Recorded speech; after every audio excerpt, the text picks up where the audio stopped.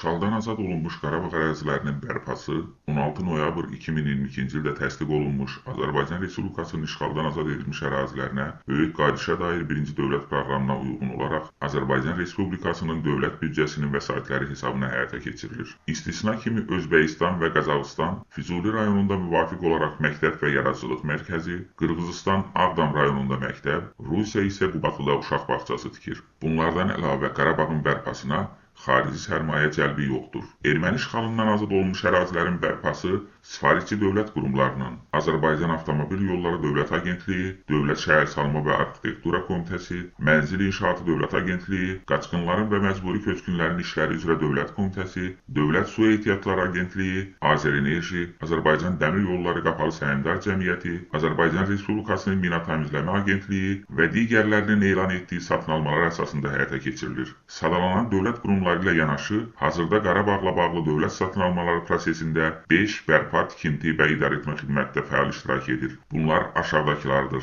Ağdam, Füzuli və Xocavənd rayonlarında bərpa, tikinti və idarəetmə xidməti, Xankəndi şəhərində, Ağdərə və Xocalı rayonlarında bərpa, tikinti və idarəetmə xidməti, Cəbrayıl, Qubadlı və Zəngilan rayonlarında bərpa, tikinti və idarəetmə xidməti, Kəlbəcər rayonunda bərpa, tikinti və idarəetmə xidməti, Laçın rayonunda bərpa, tikinti və idarəetmə xidməti. Dövlət satın almaları haqqında qanuna görə Azərbaycanda 3 növ tender keçirilə bilər: açıq tender, qapalı tender, 2 mərhələli tender. Qanunvericilikdə dövlət satın almasının daha 2 metodu, kotirovka sorğusu və bir mənbədən satın alma da var. Bir mənbədən satın alma metodunda təchizatçı, yəni icraçı təşkilat müsabiqə yolu ilə müəyyənləşdirilmir. Satın alan təşkilat tərəfindən seçilir. Bir mənbədən satın almanın korrupsiya riski yüksək olduğundan qanunvericiliyə görə ən zəruri hallarda bu metoda müraciət edilməlidir. Məhz bu səbəbdən dövlət satın almaları haqqında qanunda bir mənbədən satın alma metodunun tətbiqi konkret 5 halla məhdudlaşdırılıb. 1. Satın alma predmeti yalnız hər hansı konkret təchizatçıda olduqda və ya hər hansı konkret təchizatçı həmin satın alma predmeti üzərində xüsusi hüquqlara malik olduqda və satın alma predmetinin əvəzedicisi və alternativi olmadıqda.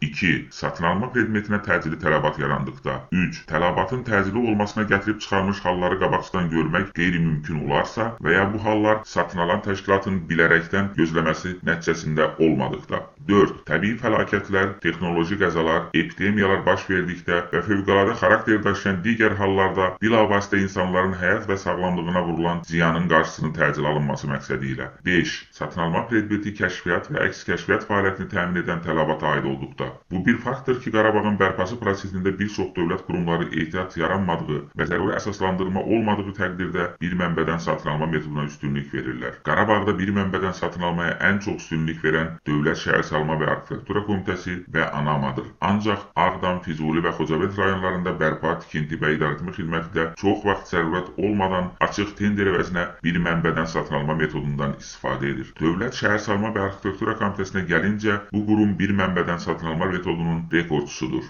2024-cü ildə Dövlət Şəhərsalma və Arxitektura Komitəsinin sifarişçisi olduğu bir mənbədən dövlət satın almaları. Komitənin bir mənbədən satın aldığı layihələrin 2 predmeti var: Qarabağdakı yaşayış məntəqələrinin şəhərsalma əsaslandırmasının və baş planının hazırlanması. Bu layihələrin satın alma predmeti elədir ki, onun yalnız hər hansı konkret təchizatçıda olması və yaxud hansısa təchizatçının qeyd olunan satın alma predmeti üzərində xüsusi hüquqlara malik olması, satın alma predmetinə təcili tələbatın yaranması heç bir şəkildə əsaslandırıla bilməz. Burada qabaqcadan görülməsi qeyri-mümkün olan tələbatın təcili olmasına gətirib çıxaran hallar da yoxdur. Çünki şəhərsalma əsaslandırılması və ya baş planı hazırlanan bu yaşayış məntəqələrinin əksəriyyətinin tikintisi hələ növbəti illərdə aparılacaq. 2024-cü ildə dırnaqarası layihə qazanan qaliblər arasında komitənin strukturlarına daxil olan institutlar da var. Bunlar Azər Memar Layihə Dövlət Baş Layihə İnstitutu və Bakı Dövlət Layihə İnstitutudur. Eyni zamanda Fövqəladə Hallar Nazirliyinin tabeliyindəki Azər Dövlət Layihə Dövlət Baş Layihə İnstitutu, Azər İnşaat Layihə Dövlət Baş Layihə Konstruktor Texnoloji İnstitutu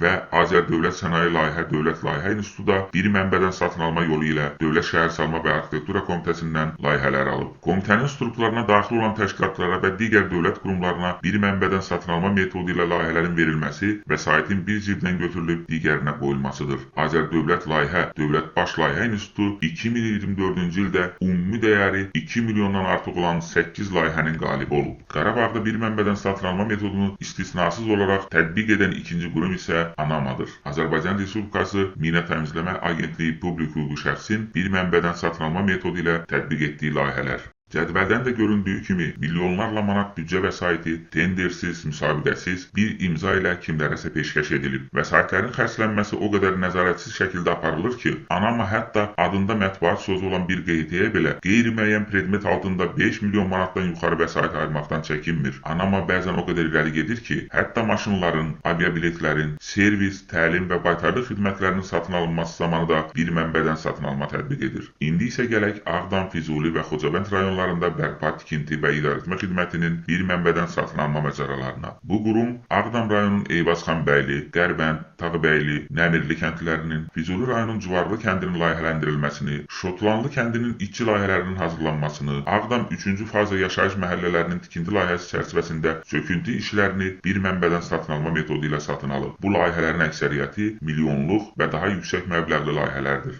Ağdam, Füzuli və Xocavənd rayonlarında bərpa, tikinti və idarəetmə xidməti publik hüquqi şəxsi 2024-cü ildə və 2025-ci ilin 1-ci ayında özəl şirkətlərlə 62 müqavilə bağlayıb. Onlardan 29-u dəyəri 1 milyon manata dək, 33-ü isə dəyəri 1 milyon manatdan yuxarı olan layihələrdir. Dəyəri 1 milyon manata dək olan 29 layihə üzrə qaliblərin 17-si, yəni təxminən 60% bir mənbədən satın alma, ikisi kotirovka sorğusu, 10-u, yəni qurtut 11% isə açıq tender əsasında müəyyən edilib. Ağdam, Füzuli və Xocavənd rayonlarında bərpa, tikinti və idarəetmə xidmətinin sifarişçisi olduğu dəyəri 1 milyon manatdan yüksək layihələrin isə 5-i bir mənbədən satın alma üsulu ilə icra olunub. Bunlar Concago GSA şirkətinin Azərbaycan Respublikasındakı filialı və İma Enerji MMC birgə müəssisəsi 6 milyon 673 min 667 manat. SS Proje MMC 1 milyon 676 min 78 manat. Pevag SC 1 milyon 441 min 98 manat. Az Arxitektura MMC 1 milyon 170 min 796 manat. Tulpar İnşaat MMC 1 milyon